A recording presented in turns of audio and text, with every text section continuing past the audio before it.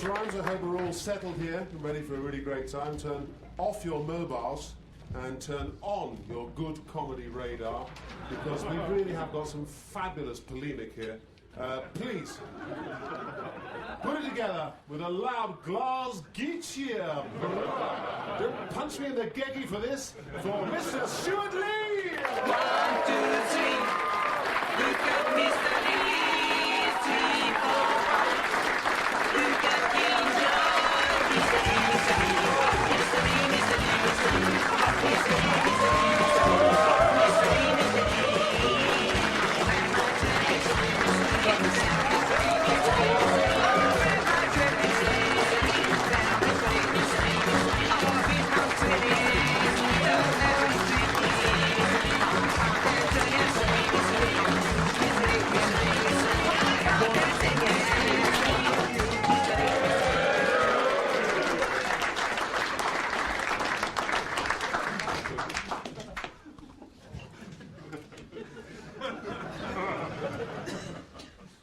So, on September the 11th, 2001...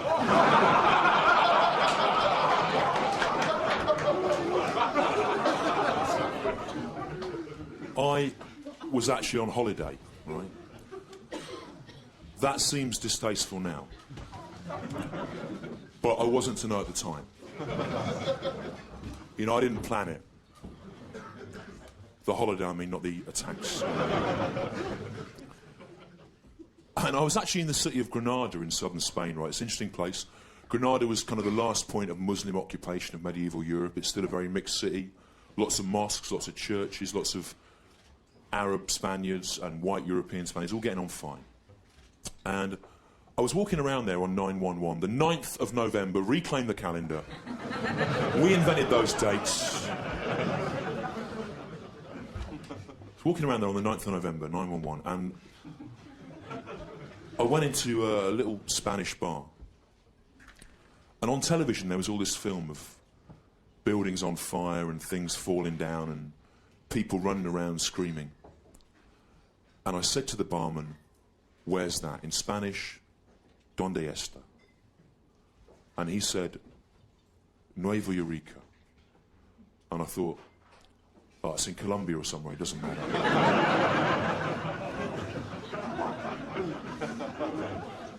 And then I watched for a bit longer Glasgow, and I realised that it was New York, where English-speaking people live. And therefore a terrible, newsworthy tragedy. And I don't know if you remember, do you remember the planes flying into the World Trade? Because we got that on the news in London, I don't know if you had it here. And I don't want to make any assumptions, you know. And so I was watching that in this Spanish bar, and then George Bush came on the television news, and he said, "We are going to get them folks what done this." And that annoyed me for two reasons. One, because it was grammatically inaccurate.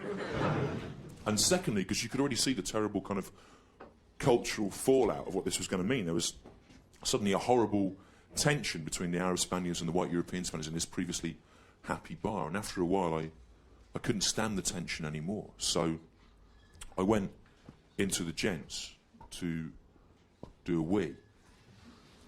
And a couple of people over there sniggered at the word wee. That's fine. I know this is a tense subject to open with, and I'm happy that the word we has helped diffuse the atmosphere a bit. So I was standing there in this Spanish bar on the 9th of November doing a wee out of my car.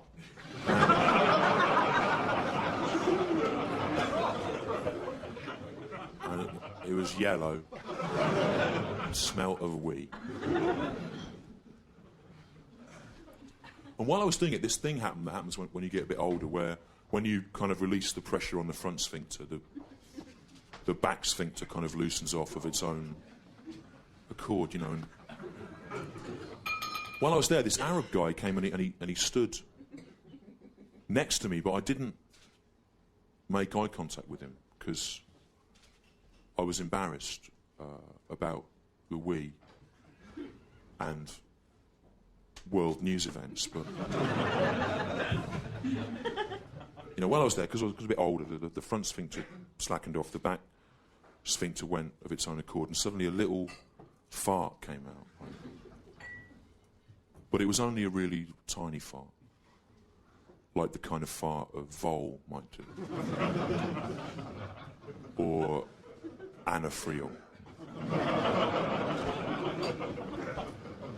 It was a fart that smelt mainly of hair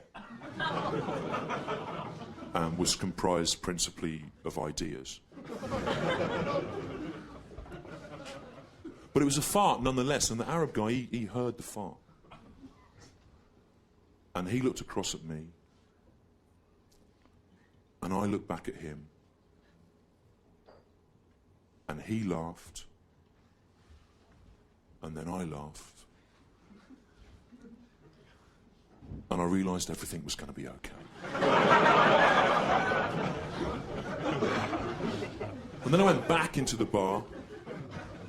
By now the situation was even worse, even more tense. The room had kind of split along racial, religious lines. There was a horrible tension in the room. And then suddenly Colin Powell went on the television. We invented those names. He's not Colin the Barbarian. His name's Colin. He should be running a photocopier repair workshop. Colin Powell went on television on the 9th of November, Spanish bar, and he said, "We are going to launch a crusade against them folks what done this." And being in a largely Muslim town full of murals of crusaders cutting the heads off Muslims, you realise what an inappropriate word crusade was to use. On the 9th of November, it went down really badly. And as a world statesman, Colin Powell should be aware of how words change their meaning, kind of culturally. Saying crusade on the 9th of November, it's a bit like if I were to get a job as a maths teacher, teaching maths in a German town somewhere near Belsen, and I was to say to the kids, I'm going to set you a maths problem, I want you to work through it, and on the last page fill in your final solution.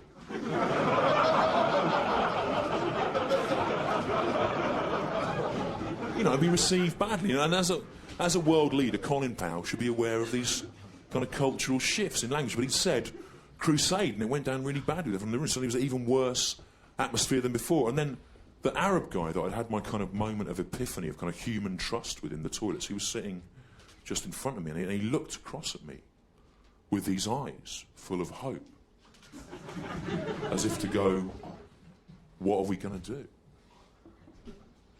And I didn't know what to do. I mean, I couldn't just do another fart at will.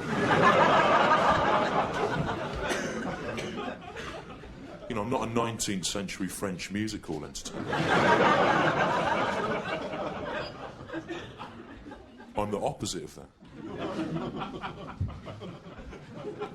In 4 main ways that there isn't time to go into now. And someone went, disappointed there. If you seek me out afterwards, I'll clarify the exact position. But I knew I had to do something, so it was my moment. So what I did was I just kind of lifted my leg up like that. And I sort of acted it out. I went, oh, fuck, smell, horrible. And he laughed. And the guys he was with laughed. Gradually, the laughter spread all around the room. There was a critic from The Independent on Sunday at the back, not laughing. But he didn't really get what I was doing, you know. It was kind of a mixture of the sacred and the profane. It just went over his head. But eventually, everyone in the room was laughing, and I realised that with that one inane, puerile, scatological gesture, I had achieved more for world peace than any politician had all day. Because farts are funny, Glasgow, right? That is the international baseline of all humour, farts, right? And you can be as sophisticated as you like, Glasgow, but at the end of the day, you have to admit farts are funny. And you go, no, we don't actually agree with you, Stu. I saw a hilarious satirical cartoon in the New Statesman at the weekend, satirising EU farming policies. It was hilarious. Was it as funny as a fart? No, it wasn't. But I saw Ian Hislop on television at the weekend, Stu, satirising the government with his voice, going up at the start of a sentence and then down at the end. It was hilarious. Was it as funny as some gas that smells of shit coming out of an arse? No, it wasn't. And nothing Ian Hislop ever says or does or secretly imagines will be as funny as that. And I ran this show in the Edinburgh Fringe Festival, right, in August. And every year in Edinburgh, they have a prize for comedy, right, organised by Perrier, the Perrier Awards. Perrier, of course, owned by Nestlé. Nestlé, top of the World Health Organisation list of unethical companies. It's suggested that their milk marketing policies contribute to the death of 1.5 million children every year. So, every time you laugh at a Perrier-nominated act, a little baby dies. Bear that in mind. And every year in Edinburgh, they always give that award to comedy to a human being speaking about some stuff. But if they had any integrity, they would give the Perrier Award to the genuinely funniest thing that's going to happen in Edinburgh all August, which is just going to be an old Scottish tramp doing a fart in a wood. But, Glasgow, if a tramp farts in a forest and no one hears it, is it still funny? Yes, it is. Because it's some gas that smells of shit coming out of an arse. And if the Perrier had any integrity, which they don't, they would give that Perrier Award to comedy to a fart. And if Channel 4 had any integrity, which they don't, they would sign up that fart for its own 12-part Channel 4 comedy series deal. Some laughs, some doubt in the room. People are going, we're kind of with you, theoretically. We understand this is some kind of satire of something, but how would that actually work, Stu? An invisible cloud of shit-smelling gas with its own Channel 4 series. I don't know, Glasgow, I don't know. But what I say to you is, could an invisible cloud of shit-smelling gas with its own Channel 4 series be any less funny than the Friday Night Project?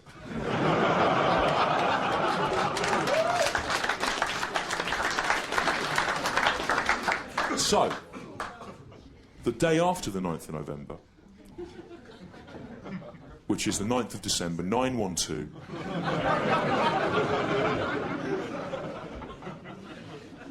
do the math.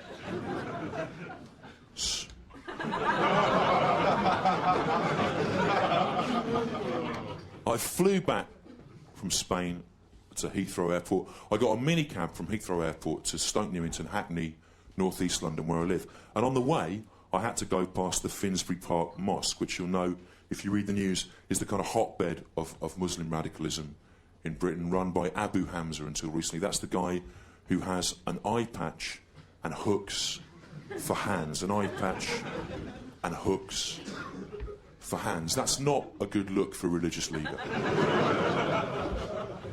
It's a good look maybe if you're considering auditioning for extra work in the sequel to Pirates of the Caribbean. But it's not a good look for a religious leader. The Archbishop of Canterbury does not have an eye patch and hooks for his hands. He has a big, festive Christmas beard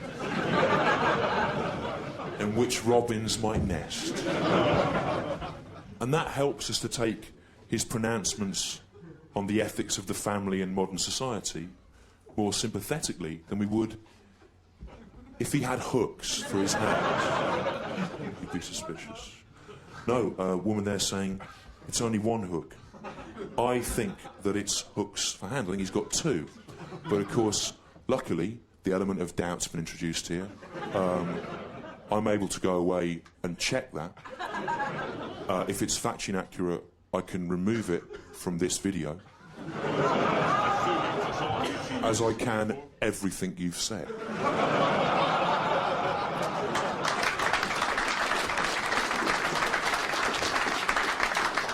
So it'll just look like a 60-minute stream of uninterrupted success.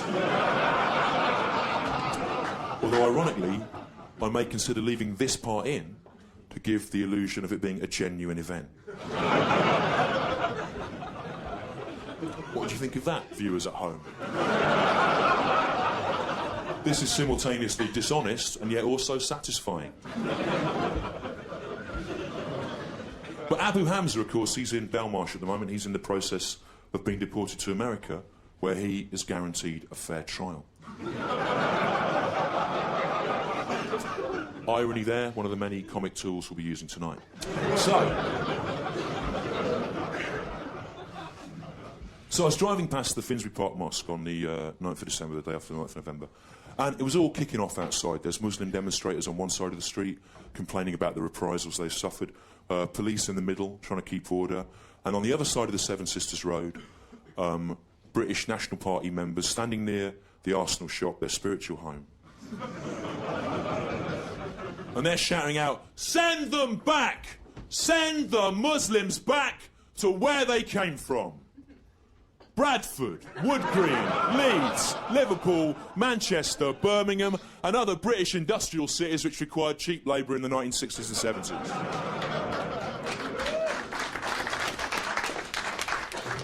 And it looked, Glasgow, like there was going to be a full-scale religious race riot. And so I said to the minicab driver, "Stop. Let me out. I can help you."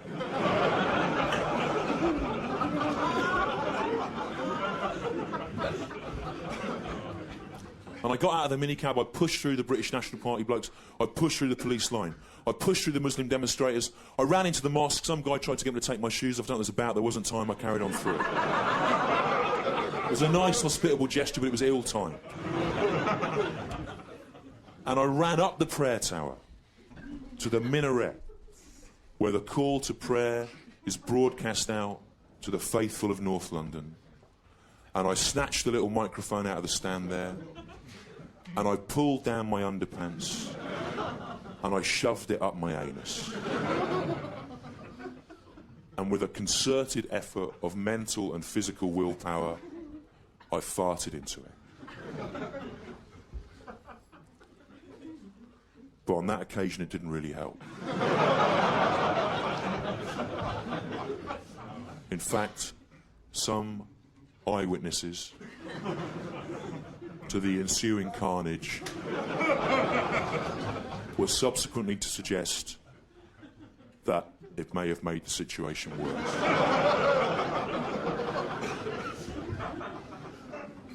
And my heartfelt message of peace and goodwill to all men was misunderstood. Although I take some comfort in the fact that a similar thing often happened to Jesus.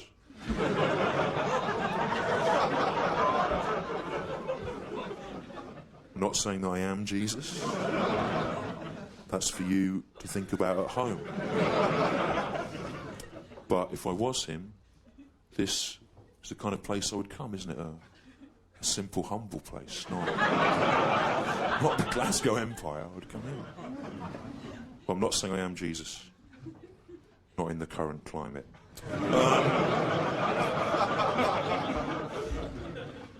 Well, I think there's a kind of European kind of smugness where we look at America's kind of hysterical overreaction to the events of the 9th of November, and we go, thanks for that, America, thanks. You've set us off on a course, the destruction of world civilization as we know it. Thanks for that. Thanks. But you mustn't hate the Americans, right? America is currently the most hated country in the world. Americans don't know that. They don't read or watch news. If they did, they would be unhappy. Osama bin Laden flew planes into the World Trade Center. It was a waste of time. If he'd really wanted to hit America hard where it hurts, he should have carpet bombed the country with a weapon that Americans would never be able to understand. World Geography examination papers. Shops which don't have the word barn in their name.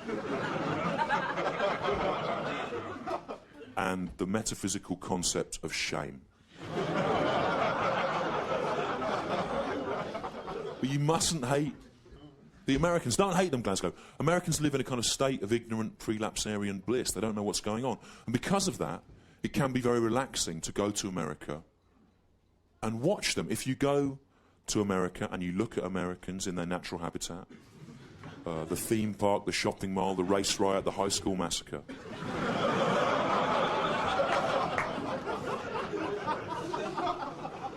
And you watch them walking around, looking at colours and shapes and lights, words, sometimes imagining what the words might mean. It's very relaxing, guys. It's like watching carp in a pond in a stately home. Their mouths opening and closing. It's charming. But you mustn't hate the Americans. They're not a naturally curious people. Most Americans do not own passports. They're not a naturally curious people. If you were to lock an American for 60 years in an empty underground bunker which contained nothing except a woolly tea cosy, the American would not even be curious enough to be tempted to see if the tea cosy would make a serviceable hat.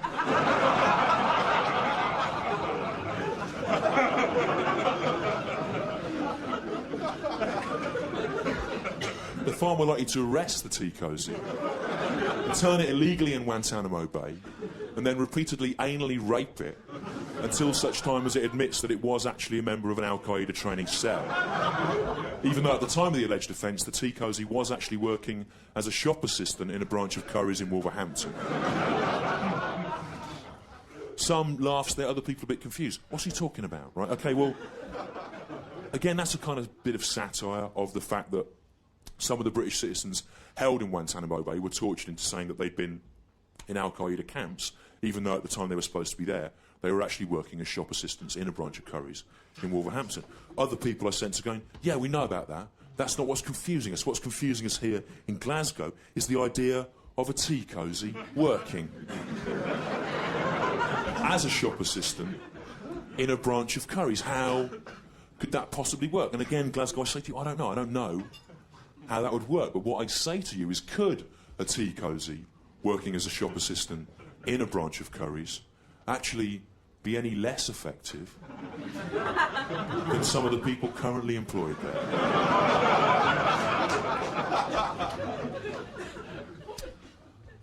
Hello, I don't know if you can help me. I'm interested in buying one of those iPods. I'm sorry, sir. I won't be able to help you on account of the fact that I am fashioned entirely from colourful wool.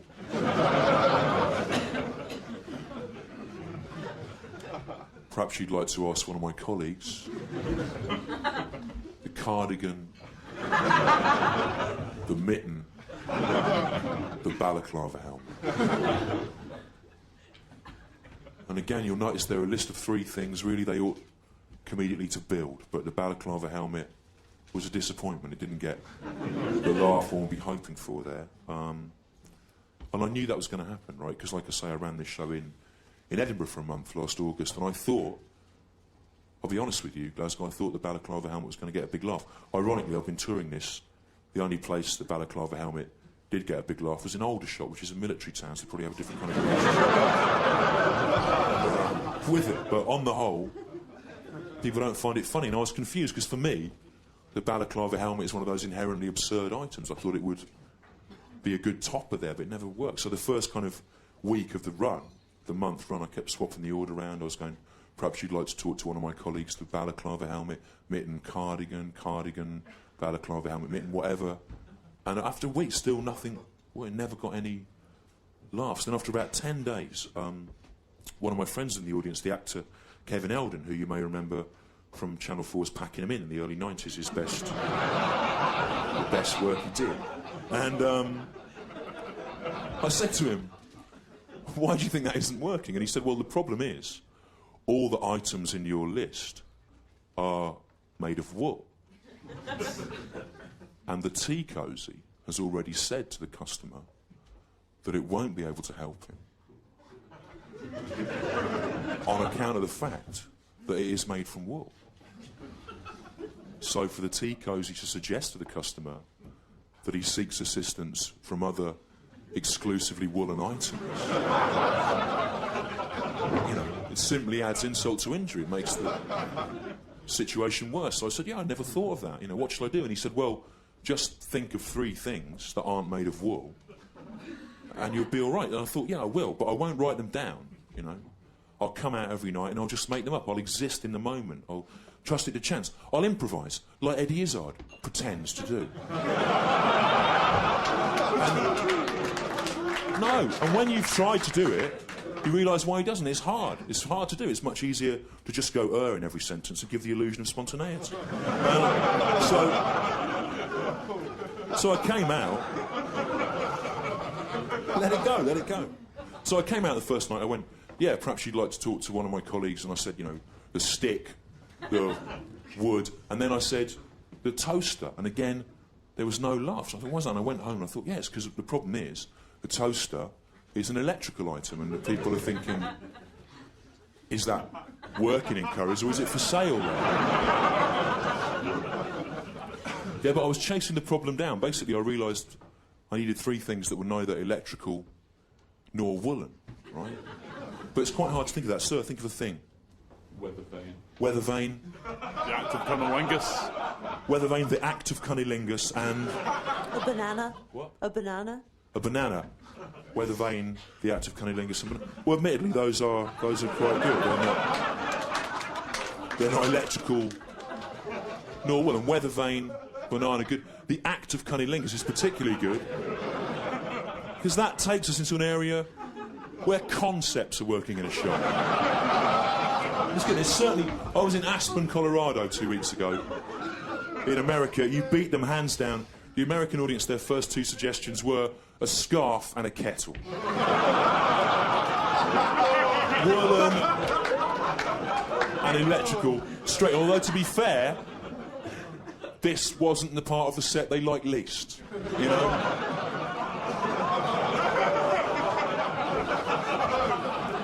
After the 911 opening, a lot of the American audience have been shaken off in Aspen. And if anything, arguably the New York warm-ups were worse.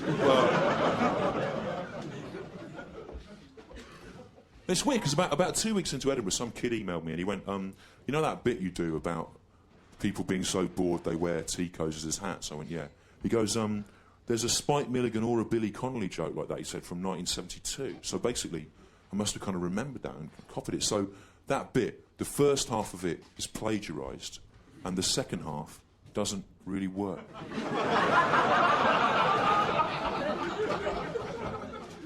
But I was making a number of kind of crass generalisations about Americans, though I don't really believe any of them. And I did it for comic effect, and I don't understand how anyone can have a kind of generalised view about another nation or race. I certainly don't, and I think it's because I'm different to a lot of you. I'm not necessarily better. I'm different, and I'm better, let's face it. And I think it's because I feel a little bit kind of removed from your human society, because I'm adopted. I'm an adopted man, and so I'm suspicious of notions of identity or nationhood. For example, I grew up thinking that I was English, right?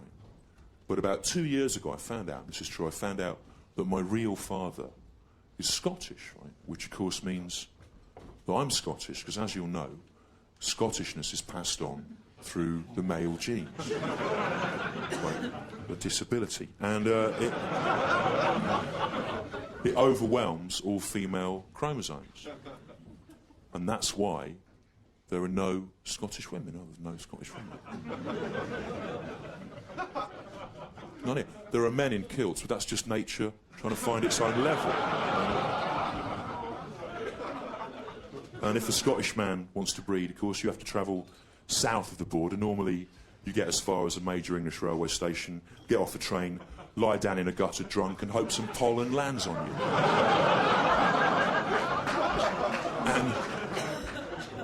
And I can say that, remember, because technically I am Scotch. Yeah, Scotch, yeah. Genetically, if not culturally. But I think that, even though I grew up thinking I was English, I think I always knew that I was one of you know, because I'd go into school Monday mornings and people would go, "Did you see the sport at the weekend, Stu? The brilliant sport that all men must like, with England winning in it. It was good, wasn't it?" And I'd go, "No, in fact, it filled me with feelings of revulsion and disgust."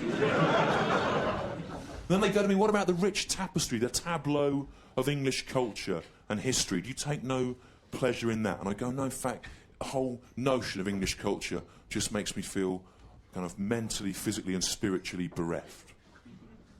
And they go, what about the English language, the tongue of Shakespeare, Shelley, Blake, Churchill? Does that not stir some residual national pride in you? And I go, no, in fact, whenever I hear an English accent, I have to be physically sick. And I would hear my own voice answering their question, and I would start vomiting as I spoke. So as a child, I hated being English. And yet, conversely, I always harboured secret cravings for shortbread, offal and heroin.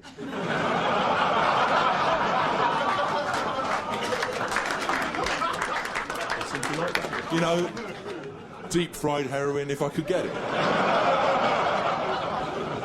With sauce.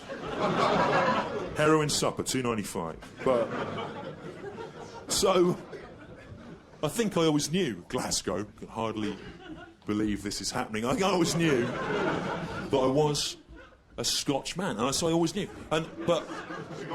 Scottish. Thank you for correcting me. Sorry. You know, it was an error I made on purpose for comic effect, and I'm glad that there's so little trust in me in the room that people are going, he's a fucking idiot. He doesn't know. He's insane. What's he talking about? He hasn't done the most basic research. But even despite that, I always knew that I was Scottish in my heart, in my brave heart. I always knew that I was. Okay, shout out if you've seen the film Braveheart. You've all seen it. Shout out.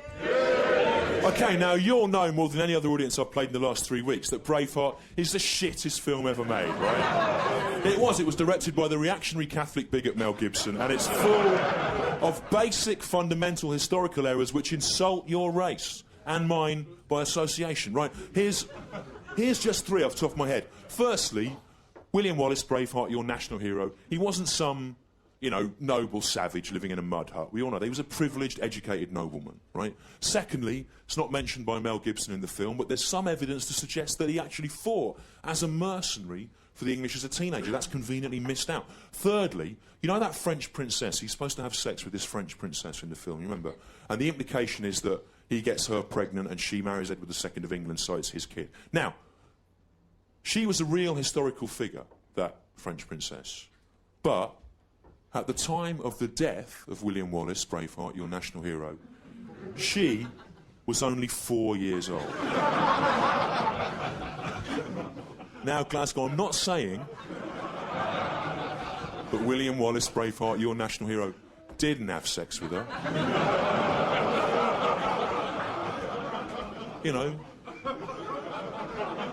He probably did. If I look at my own personal background, there's a lot of sexual opportunism involved in it. But, not saying he didn't have sex, he probably did. But if he did, and he definitely did, right? It would have been a far less romantic scene than the one enacted by Mel Gibson in the film Braveheart. It may have happened in a tent, but it would still have been not a romantic scene, because that would have made William Wallace, Braveheart, your national hero, a paedophile. A Scottish paedophile. The worst kind of paedophile that there is. Coming at you through a bothy, shortbread on its face, muttering unintelligible sexual threats in a frankly incomprehensible dialect. But another weird thing about that film is, in it, fine, leave at this point. It gets worse. A man leaving there to go away and think about the idea of a paedophile Braveheart in the privacy of the toilet cubicle. But it's not the other weird thing about that film is that in it, if you remember, Mel Gibson makes a big deal about the fact that Edward II, the English prince, was gay, right? As if not only did he oppress the Scots, but he did it in a kind of a gay way. Which makes it worse. But the irony is, again, it's not mentioned in the film, that William Wallace, Braveheart, your national hero himself, was actually gay. And No, he was, sir. And we know this from some information that's come to light in the last couple of years. Firstly, about 2 years ago, they found a cache of love letters hidden in a nook at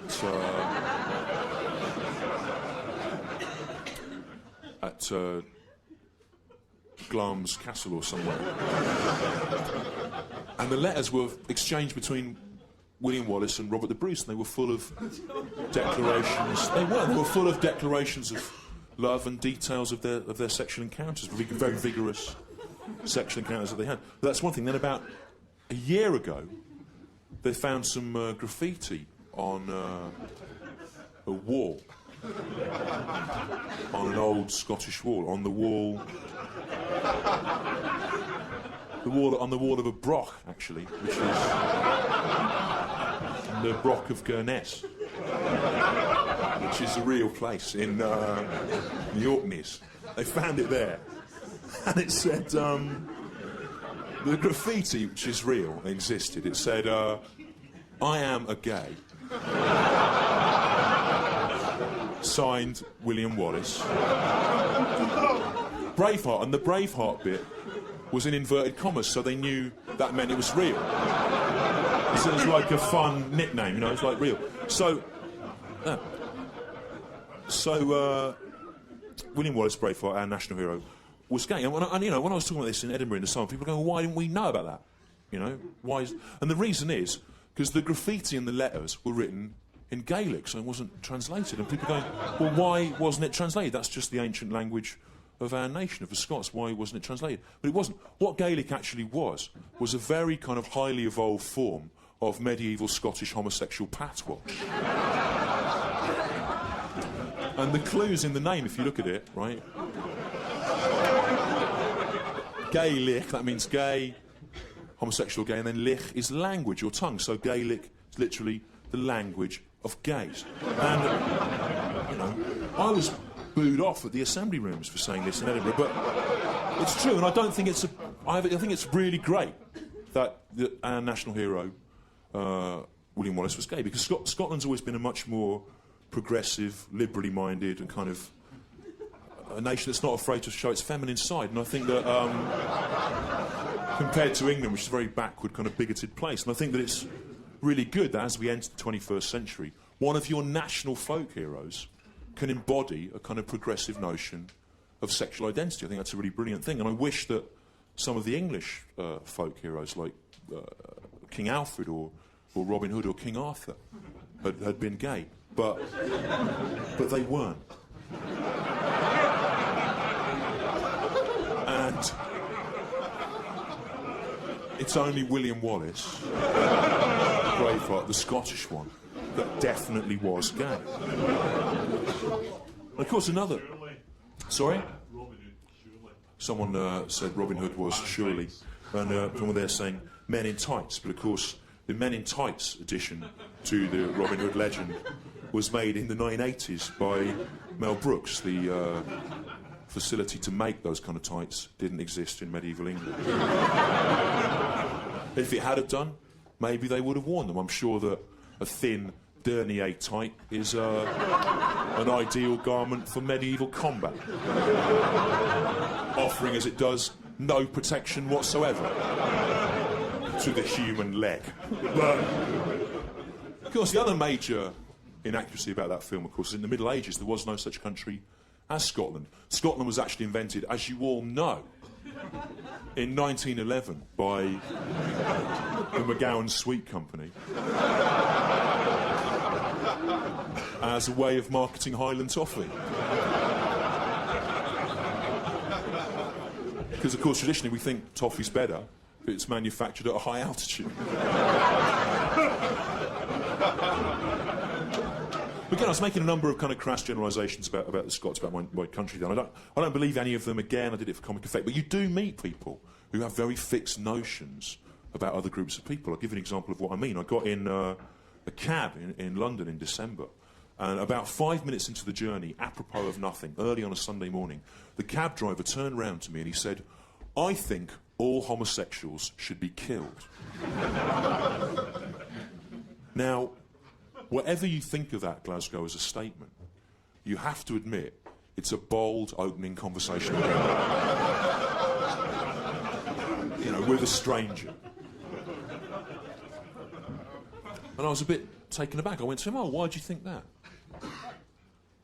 And then there was a pause, because he'd obviously never had to go to the next level of the argument before. Fraternising mainly with cab drivers, so where that was just accepted as a point. So, and he said, well, after a moment, he said, well, because homosexuality is immoral.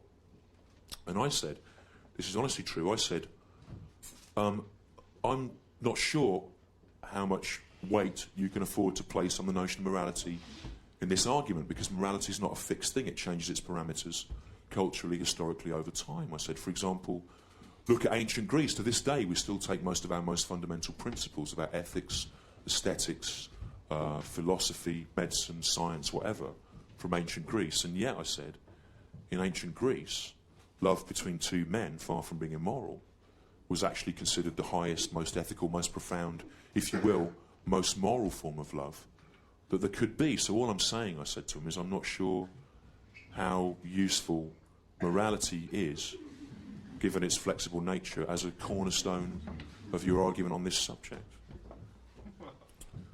And then he said to me, this is honestly true, he said, well, you can prove anything with facts, can't you?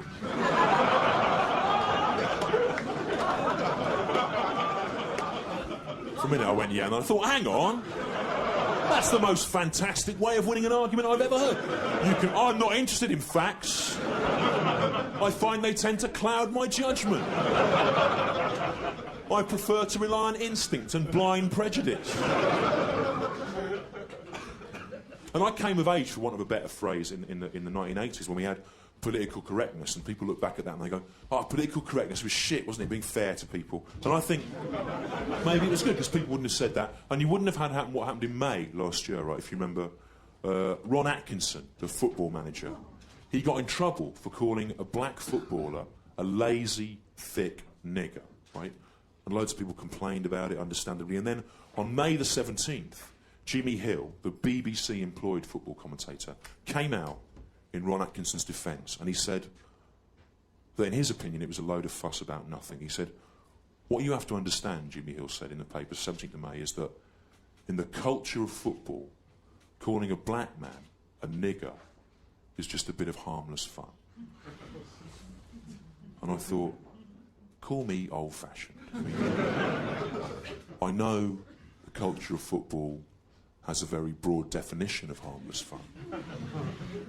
Broad enough to include carrying out a racial assault and still getting in the England team, gang raping a teenage girl in a London hotel room, and yet perversely allowing Jimmy Hill to carry on living. But surely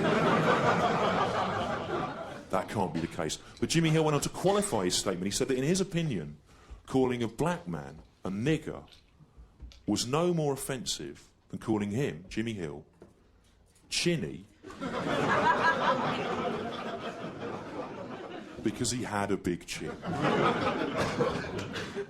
And again, I read that and I thought, call me a square from the past. But surely the word nigger is more offensive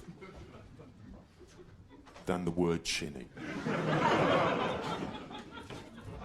Because the word nigger comes with a whole weight of cultural and historical significance that it's not really there for the word chinny. You know, there are not people in this country standing for election now on the grounds that people with big chins should be sent back to wherever they came from. Chinland, probably, I don't know, I haven't done any research into it, obviously. And there were not vast swathes of humanity historically enslaved on the grounds that they had big chins. If there had been, all popular culture as we know it would be entirely different. There would not be a blues root underpinning all the late 20th century popular music that you love if the Mississippi Delta had been populated exclusively by disenfranchised ex-slaves with big chins.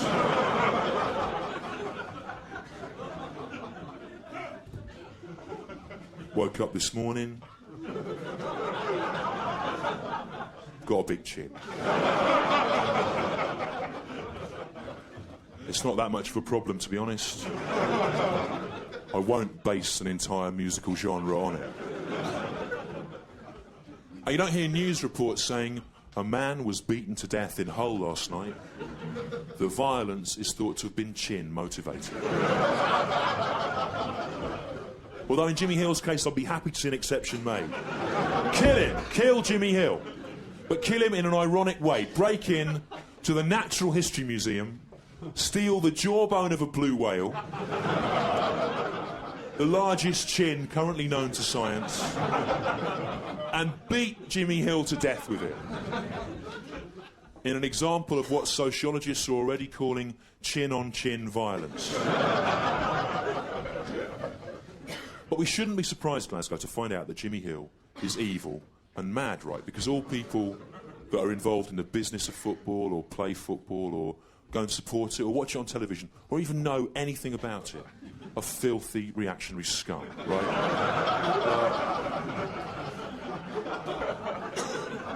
Take Gary Lineker, for example, right? Gary Lineker is a twisted, evil man. You're going, no, he isn't, Stu. He's nice. He's like a velvet owl. He isn't, right?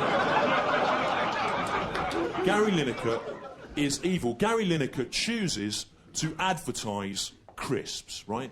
And with the benefit of early 21st century super science, we now know that crisps, rather than being a life-giving health food, as we previously thought, make little children fat and then they die. Now, about 6 years ago, due to a tragic chain of events, I didn't live anywhere for about 4 months. I had to sleep on the floor of an office in West London. And I ate mainly, couldn't cook anything, so I ate mainly crisps from the garage. And during that period, I put on about 4 stone. And someone said to me, do you not know that a single packet of crisps contains your full daily allowance of saturated fats? And I just thought that represented good value. It was Gary Lineker looking after me. Because I trusted his velvet owl face to look after me. But he chooses to advertise crisps. Why does Gary Lineker advertise crisps? He can't need the money. He's on television all the time, isn't he, amusing us? His family run a fresh fruit and vegetable stand in Leicester Market, Lineker's Fresh Fruit and Veg. He could advertise that. He could help to save human lives, but instead he chooses to advertise crisps. Why does Gary Lineker advertise crisps? It can only be that Gary Lineker is sexually aroused by the idea of obese children dying.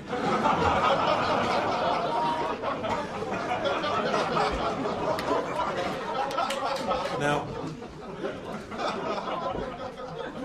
there's one person clapping over there. Of course, remember, for a comedian, the only thing worse than no one clapping is the sound of one person clapping, because it suggests you're out on a kind of a limb.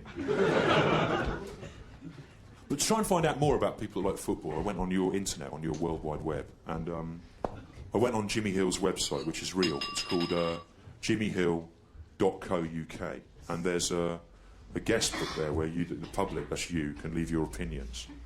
And a bloke called Scott had been on it, and I'm not allowed to read out what his actual email address is, but if you go there, you can find it. So, you know, do that. Anyway, he said... Scott says in the guest book of Jimmy Hill's website, he says, I agree with Jimmy's views that Britain is rapidly becoming no more a land which is populated by genuine British people born here. Please don't get me wrong, writes Scott. I am no Nazi or xenophobe, as the pressure groups or government would have you believe. I'm just someone who was born in this country and hates to see it going to pot now. And it would be easy to take Scott's views seriously if he hadn't spelt the word xenophobe Z-E-N-A-P-H-O-B, which of course just means someone who has an irrational hatred of Japanese Buddhism.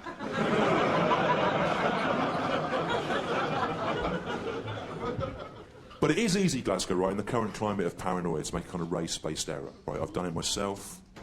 I'll tell you how it happened.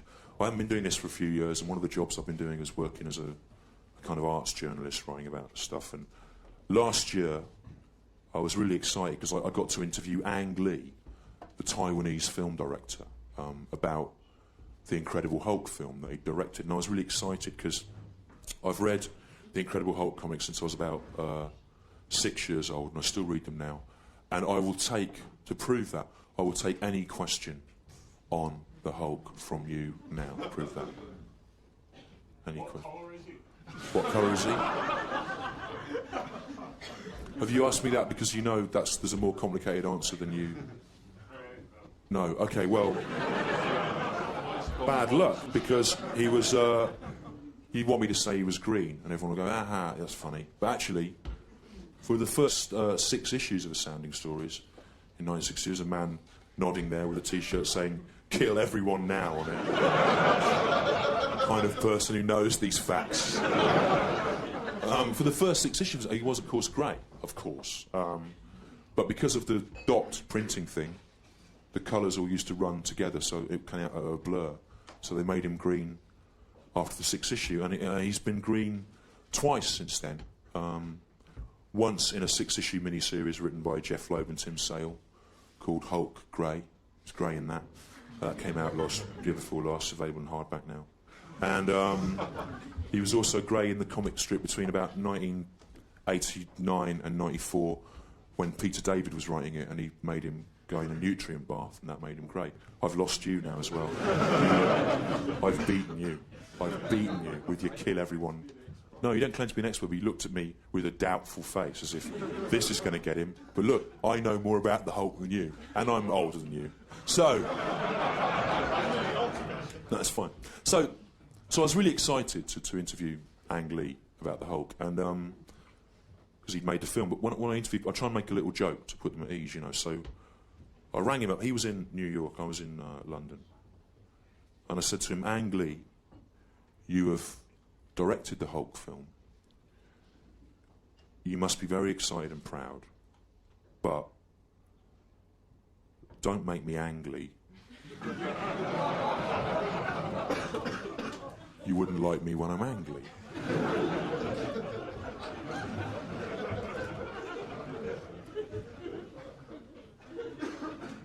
Then there was a long, embarrassed pause, and then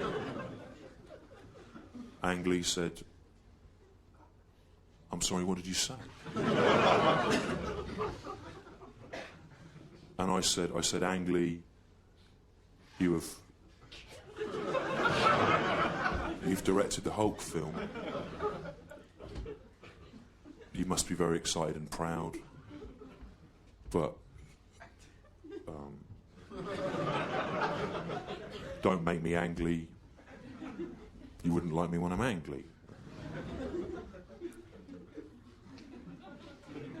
And there was another kind of silence, and then Ang Lee said, "I'm sorry, can you repeat that?" And I said, "There's no need, it was just a stupid joke." And he went, "No, what did you say?" And I said, "Ang Lee, you've directed the Hulk film. You must be very excited and proud, but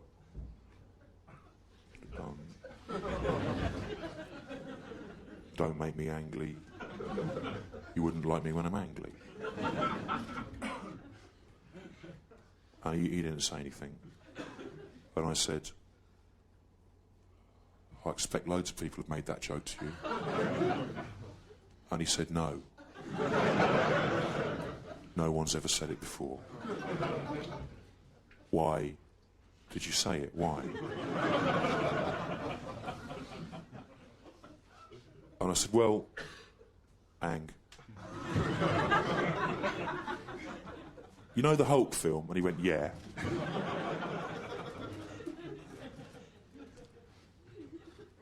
I said, "Well, in that, Bruce Banner, he's the Hulk.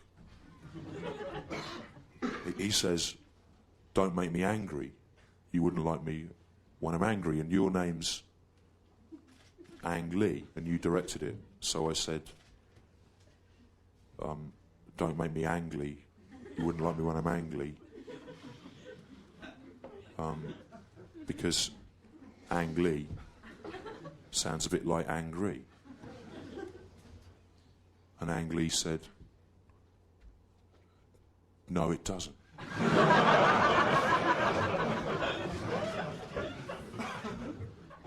And I said, "Come on, Ang.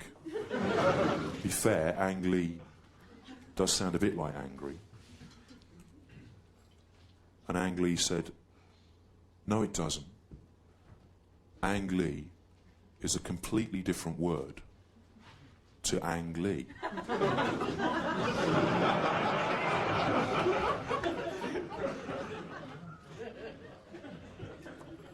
And I said, I'm sorry, can you repeat that?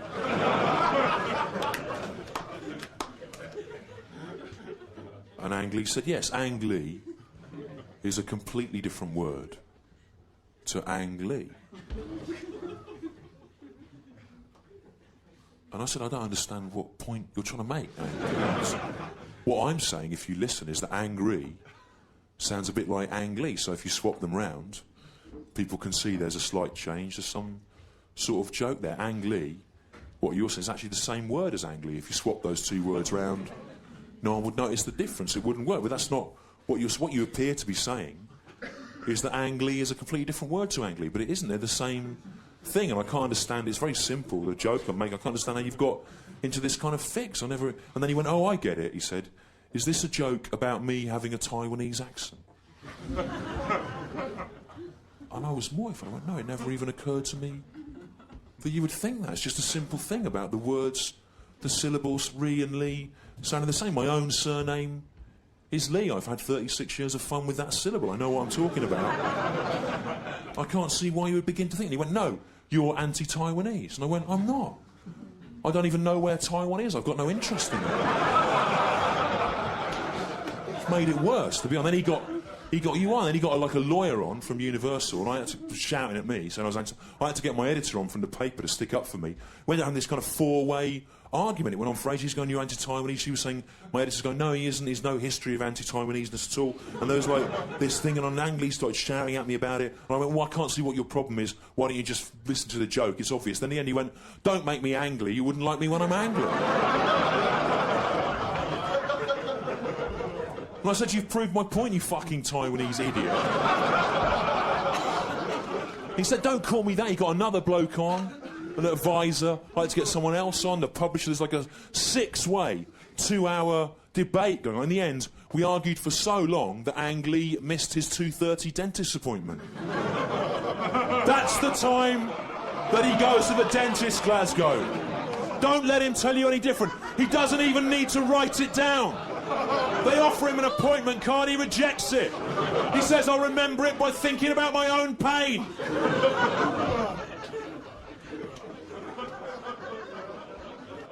I'm going to shout out some questions now. I need you to answer loudly to them. The answer to most of them is yes. Okay? 1, 2, 3. Who likes alcohol? Yeah. Louder. Who likes sweets? Yeah. Who likes cream cakes? Yeah. Who likes their favourite food, whatever it is? Yeah. Who likes Ben Elton? Oh, it's no one. Okay, here's another one. Who likes The Simpsons? Yeah. Who likes Spider-Man? Yeah. Who likes their favourite fictional character from their own childhood? Yeah. Who likes their own beloved mother? Yeah. Who likes Ben Elton? Oh, it's no one again. Okay, here's another one. Who likes snowflakes? Yeah. Who likes sunshine? Yeah. Who likes the universal concept of eternal peace and happiness? Yeah. Who likes Osama bin Laden? Yeah. Who likes Ben Elton? Oh, it's no one again. It's fucking weird. It's weird. That is weird, 'cause I must have done that 30 or 40 times, right? And every time, without any element of manipulation, more people like Osama bin Laden, a multiple murderer, than Ben Elton. I think, why would more people like Osama bin Laden than Ben Elton? I think it's because when you compare the two of them, compared to Ben Elton, Osama bin Laden has at least lived his life to a consistent set of ethical principles.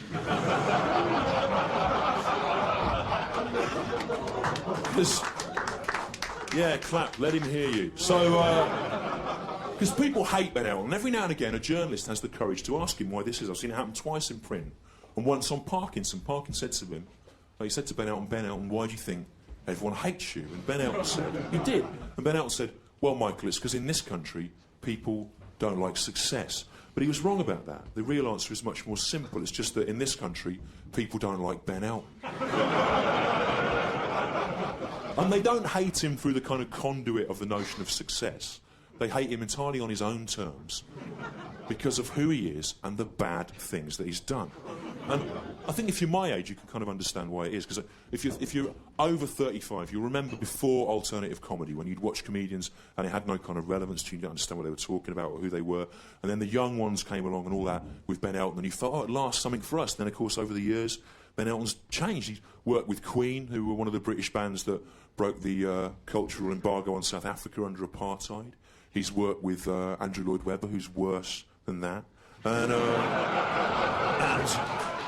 a song that they co-wrote was performed at the inauguration of George Bush, and when questioned about it, Ben Elton said he didn't see it so much as a celebration of George Bush as a celebration of the President of the United States of America. But of course, they're the same thing. That's why that argument doesn't work. The problem is he's been kind of compromised by a proximity to success, and if you think about it, all the great comedians are kind of outsider figures commenting on society from outside, kind of holy fools, shaman clowns, outsiders. Spike Milligan was able to remain an outsider by virtue of having long-term mental illness problems. Bill Hicks has been able to remain an outsider because he died of cancer at the age of 33. Michael Barrymore has been able to remain an outsider by becoming the subject of a murder investigation after a man was found dead in his pool. And I admire Barrymore's commitment to this abstract notion of the outsider shaman clown figure, and I think it's good that he's saying it's great to be this late at night in Glasgow talking about this idea. But lately I have more sympathy for what we in the trade call Elton's compromise. Because in the last few years I directed a show, and it was a kind of hit in the West End, and I had to meet loads of famous people on press nights and opening nights. I met Bonnie Langford. Yeah, I met her twice. I met the tall one from the 3 Degrees, Sheila, something her name is. And one night I found myself shaking hands before I realised who it was, with Michael Portillo, right? I looked up, I thought it was the little wooden goblin from the Cuprinol advert. But it was Michael Portillo, someone whose policies I had marched against as a student, or would have done if I hadn't been drunk. With theoretically... But there was worse to come than Portillo. On June the 16th last year, I heard a rumour that Sherry Blair was going to come and see the show, right? And I thought, well, I hope that's not the case. You know, I don't want to have to meet her, because I'm one of 2 million Britons that marched against her husband's war. I think it's unethical. It's going to come back and bite us in the ass, and we'll be in trouble about it for decades once the dust settles. And I don't want to have to be like some E-list celebrity New Labour apologist. I don't want to meet her. No way. And then the next day, the woman from the public relations company for the show rang me up. She said, I've got some great news. Sherry Blair is coming to see the show, and she wants to meet the cast and the creative team afterwards. And I went, I'm sorry, I can't do it. This is where I draw a line, you know. I said, you don't even want me in the building. If I'm there, I'm going to get kind of political Tourette's syndrome and just do something like fly an anti-war banner off the stage, or make a speech at the end, or just do something to Sherry Blair that'll wipe that, whatever that is, on her face, you know. Make it go. And she said, well, that's a shame, because does this change your mind? She said, she's not coming on her own. She's coming with her guest, who is the president of Scope, the Spastic Society. Right, and this honestly happened. I was put in this weird position where you want to make some ineffectual gesture against Sherry Blair, but you don't want to snub a person from a worthwhile charity, Scope, you know. So I thought, well, I know what I'll do. I'll go down. And after the show, I'll say to Sherry Blair, I hope you're happy, Sherry. I hope when you look across at Tony every morning, you think of all those thousands of people killed in his war. And I hope you're happy when you think of all those little kids in Baghdad and Basra with their arms and legs blown off, maimed, crippled for life. Then I'll turn to the woman from Scope and I'll go, maybe you could have a rummage round in one of your charity shops, see if you can find them some cardigans.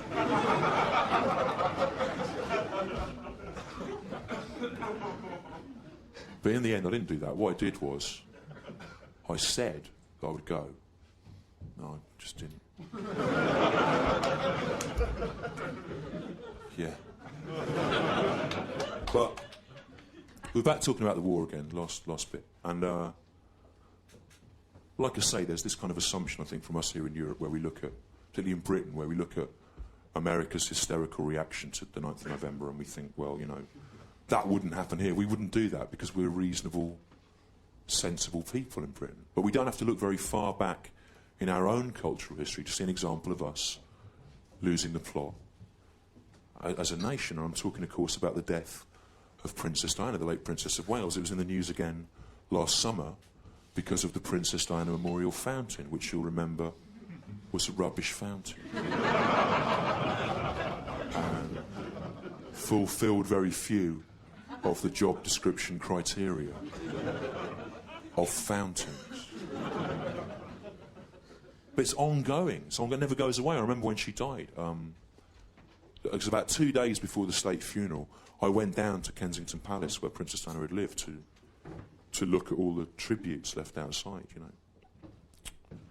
And in amongst all the bunches of flowers and sympathy cards and poems little kids had written and drawings and paintings people had done, whatever, in amongst all that, I honestly saw, and this is true, I saw a life-size inflatable model of E.T.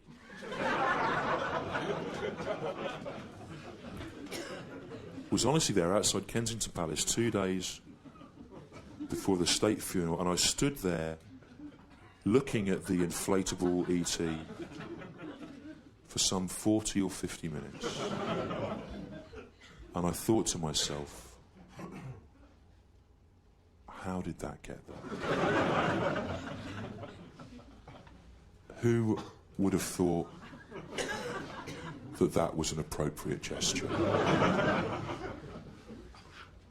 And I imagined a household somewhere on that awful autumn Sunday morning where perhaps a wife had woken up first and she'd watched the news and she went through to her still sleeping husband and she said, please wake up. I need you to wake up and be with me now. There's been some terrible news. I need you to get up, come in the front room and watch it on the television with me because I can't be alone. So please, wake up. But you know, he's asleep. He's asleep. He's going, what? It's 6:30 on a Sunday morning. I am asleep. I know I'm speaking, but I am asleep. I don't want to get up. I'm asleep. So just, I know you're upset, but just say what it is. What is it? And she'd have gone, please, if you love me just this one time, just get up. And because it's an awful thing and I can't be alone. I need someone to comfort me and share. Just please, get up.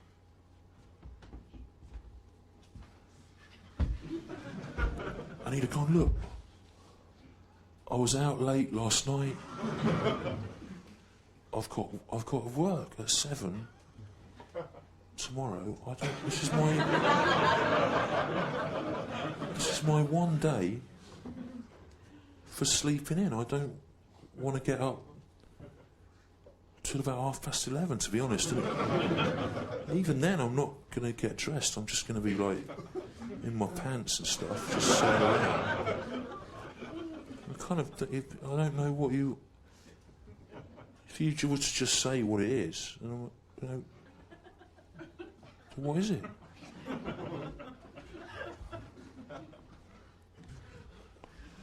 She'd have gone, Princess Diana, Lady Di, has been killed.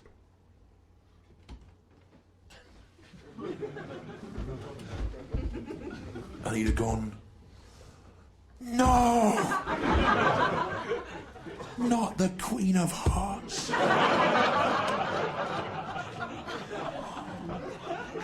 The Rose of England. and Scotland and Wales and bits of Ireland. No! How did it? There's no God! How did it? Why? How did it happen?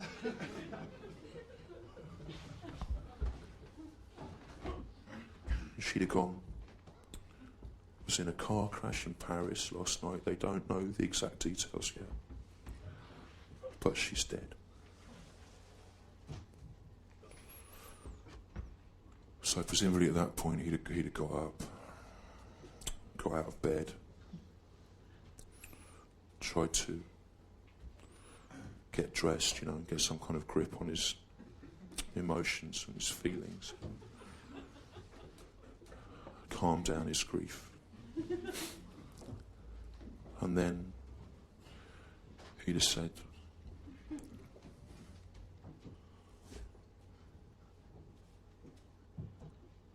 I'd better go out and get a life-size inflatable model of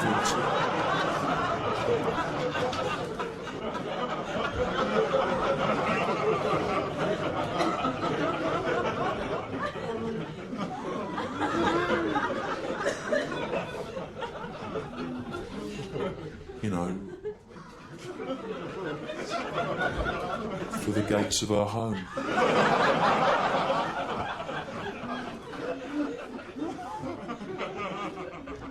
And his wife would have said yes. But you'd better hurry because there'll be a rush on those now. We don't want to be the only people not putting one there. And I was talking like this on stage in Croydon at the time it happened, and a bloke shouted out, "I was there! And I saw that! And it wasn't a life-size inflatable model of E.T. It was a life-size inflatable model of Alf."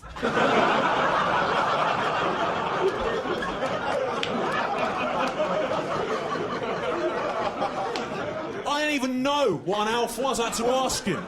He said, "Oh, it's an American kids' TV thing. It's an alien, ALF, alien life form. It's like a cross between a pig and an aardvark from space.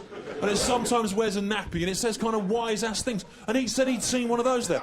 I didn't see an Alf outside Kensington Palace before. And I'm not saying there wasn't one there. Maybe there was at some stage, but by the time I arrived, it had got covered up under flowers or carried away on a river of infants' tears. I don't know, I didn't see it. It never goes away. It's back in the news now. The Princess Diana Memorial Fountain. Last year, people went, "Oh, it's great. It's what she would have wanted. It's a place where families can hang out, children can play. It's what Princess Diana would have wanted." It isn't. What Princess Diana would have wanted would be to have not been killed.